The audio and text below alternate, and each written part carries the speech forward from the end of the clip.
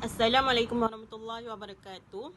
Kumpulan kami akan membincangkan tajuk berkaitan penghalangan pusaka. Ahli kumpulan kami terdiri daripada 4 orang ahli, iaitu yang pertama saya sendiri, Nur Liana binti Muhammad Irwansyah. Yang kedua ialah Cik Siti Nur Halimatul binti Cik Hasan. Yang ketiga ialah Nurul Aimi binti Mak Razalan. Dan yang terakhir ialah Nur Syasha Bashira binti Baharin. Saya akan menerangkan sedikit berkaitan pendahuluan. Harta pusaka merupakan salah satu persoalan yang penting dalam kehidupan manusia. Kerana harta yang diperolehi melalui pembahagian harta pusaka dapat menjamin kehidupan seseorang individu pada masa hadapan. Oleh itu hak-hak kemanusiaan daripada satu generasi kepada generasi yang berikutnya terjamin dalam kalangan umat Islam. Antara yang termasuk daripada harta pusaka ialah semua harta semati yang diperolehi secara halal, sewa yang belum dijelaskan kepada semati, hutang kepada semati yang dijelaskan selepas kematian, dividen atau faedah yang terbit daripada hutang semati, simpanan KWSP semati, dan yang terakhir ialah barang yang terbit selepas mati seseorang dari usaha semati semasa hayatnya. Namun dalam Islam terdapat beberapa keadaan ataupun faktor yang menyebabkan terhalangnya seseorang itu daripada mendapat harta pusaka. Kat sini saya akan bagi tahu ada 3 poin, iaitu yang pertama ialah keadaan yang pertama ialah perbezaan agama. Yang kedua ialah perhambaan. Yang ketiga ialah isu pembunuhan.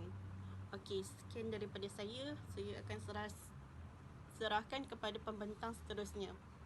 Assalamualaikum warahmatullahi ta'ala wabarakatuh. Saya Nurul Aimi binti Mak Razalan ingin menerangkan mengenai pengenalan penghalangan pusaka dan dalil pensyariatan pusaka.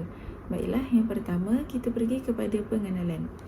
Penghalang iaitu al-mani dalam sesuatu hukum ialah tanda-tanda tertentu yang boleh menyebabkan sesuatu sebab atau syarat tidak dapat dilakukan dengan sempurna. Ini bermakna apabila sesuatu hukum itu wujud, maka ia menyebabkan hukum tersebut tidak dapat dilaksanakan. Dalam faraid juga terdapat penghalang yang disepakati oleh jumhur ulama yang menyebabkan pengagihan pusaka tidak dapat dilakukan atau golongan pada asalnya berhak menerima pusaka. Apabila wujudnya penghalangan tersebut, maka terhapuslah daripada senarai penerima pusaka. Baiklah, seterusnya kita pergi kepada dalil pensyariatan pusaka. Di dalam surah An-Nisa ayat 11 yang bermaksud Allah perintahkan kamu mengenai pembahagian harta pusaka untuk anak-anak kamu, iaitu bahagian seorang anak lelaki menyamai dengan bahagian seorang anak perempuan. Tetapi jika anak-anak perempuan itu lebih daripada 2, maka bahagian mereka ialah 2/3 dari harta yang ditinggalkan oleh si mati.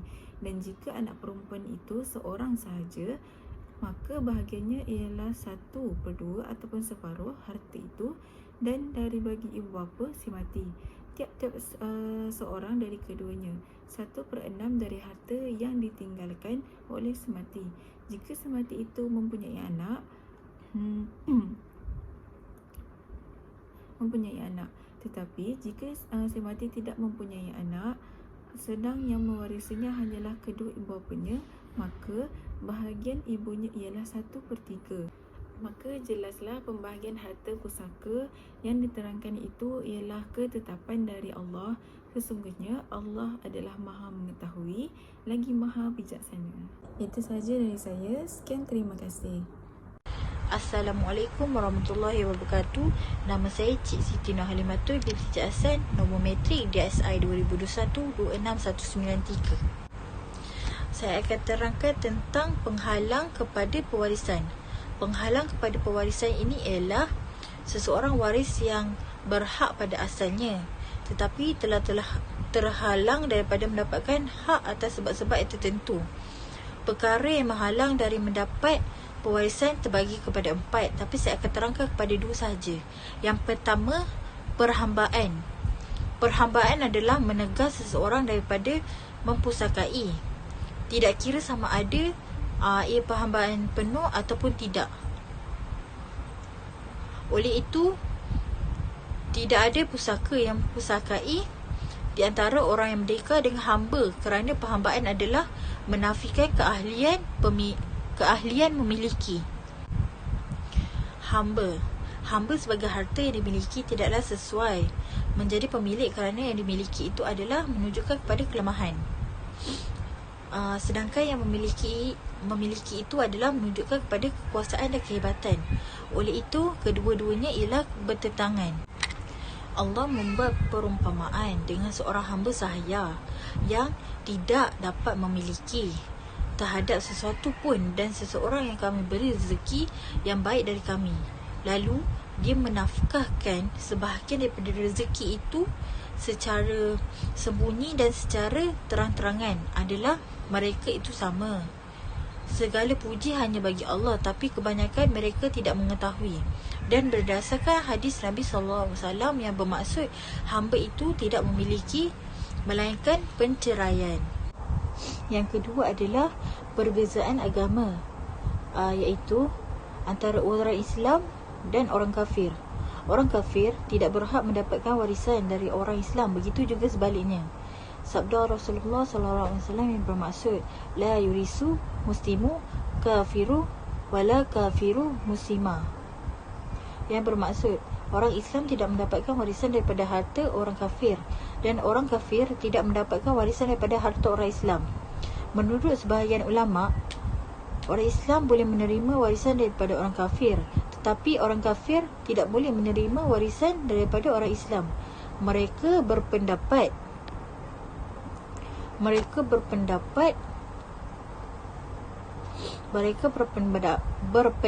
bahawa agama Islam itu tinggi dan tidak ada agama yang lebih tinggi daripadanya. Ini ialah pendapat marwi daripada Muaz bin Jabal radhiyallahu anhu. Maka pendapat yang diterima ialah pendapat yang pertama, iaitu pendapat jumhur yang diamalkan dengan hadis Nabawi yang jelas. Kerana asas pembarisan ialah bantu-membantu, dan ini menafikan di antara orang Islam dan bukan Islam. Manakala bagi orang yang murtad, ijma' ulama mengatakan mereka tidak boleh mewarisi harta pusaka. Jumhur fuqahah dari mazhab Maliki, Syafi'i dan Sahih daripada mazhab Hanbali mengatakan bahawa orang Islam tidak boleh mewarisi harta orang murtad. Manakala bagi mazhab Hanafi pula mengatakan bahawa orang Islam boleh mewarisi harta orang murtad, dan ini adalah pendapat marwi. Itu sahaja daripada saya. Seterusnya saya akan serahkan ke presenter seterusnya. Baiklah, terima kasih kepada saudari Ima. Jadi saya Nur Syasha Bashirah binti Baharin, megang kad matrik DSI 2021256 akan menjelaskan tentang penghalang-penghalang pusaka dari segi pembunuhan, di mana pembunuhan ini bermaksud setiap tindakan manusia yang menyebabkan kematian dan menghilangkan nyawa seseorang yang lain. Tindakan ini dianggap sebagai satu halangan dalam pewarisan lah.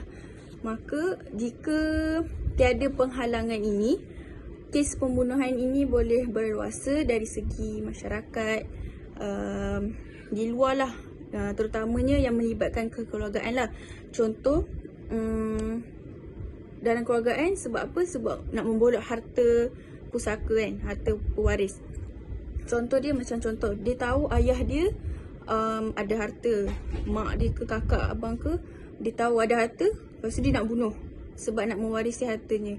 Tetapi dekat sini Islam telah menetapkan bahawa pembunuh tidak akan mewarisi harta mangsa bunuhnya. Okey. Kat sini dalam hadis daripada Abu Hurairah radhiyallahu anha, Rasulullah sallallahu alaihi wasallam bersabda, al-qatilu la yarisu, di mana maksudnya pembunuh tidak akan mewarisi pusaka. Okey. Jadi kat sini telah dikuatkan, dikuatkanlah tentang di mana pembunuhan ini adalah pembunuhan tidak akan dapat mewarisi harta pusaka tersebut. Apa yang disepakati antara ulama-ulama, tindakan bunuh yang disengajakan kerana perbuatan tersebut dianggap dosa besarlah dan tanpa hak yang dibenarkan. Okey, kesimpulannya kat sini, kita boleh simpulkan bahawa faraid ni adalah satu hukum yang perlu mengikut panduan dan peraturan yang ditetapkan oleh syarak. Garis panduan dan peraturan tersebut bertujuanlah untuk memastikan pengurusan dan agian harta mengikut syariah, mengikut batu syariah lah. 4 unsur penting yang perlu diketahui sebagai prosedur asas faraid ialah perkara yang berkaitan lah rukun, syarat, sebab dan penghalang faraid. Setiap satu daripada 4 unsur ni dia berkaitan sangat rapat lah, berkaitan yang sangat rapat bagi mengurus sesuatu pusaka. Okey. Saya akan terangkan 4 unsur tersebut. Yang pertama tadi rukun faraid, di mana dia menjelaskan tentang perkara asas suatu kes faraid yang terdiri daripada pewaris, waris dan harta pusaka. Unsur yang kedua syarat faraid, di mana ia menjelaskan tentang perkara asas berkaitan rukun sebelum ini yang terdiri daripada pewaris telah meninggal dunia, waris masih hidup, dan diketahui penghubung antara pewaris dan waris serta tidak wujud halangan. Okey, yang ketiga sebab faraid, di mana perkara asas berkaitan penghubung antara si mati dengan waris yang terdiri daripada sebab keturunan, perkahwinan dan penguasaan melalui pembebasan hamba. Okey, yang terakhir, yang keempat, penghalang faraid, di mana menjelaskan tentang perkara asas berkaitan sifat yang menyebabkan pewarisan tidak boleh berlaku dari awal lagi, iaitu perbezaan agama, penghambaan dan pembunuhan. Sekian daripada kumpulan kami. Yang baik itu datang dari Allah Subhanahu Wa Taala, yang buruk datang dari kami sendiri. Wabillahi taufiq wal hidayah. Wassalamualaikum warahmatullahi wabarakatuh.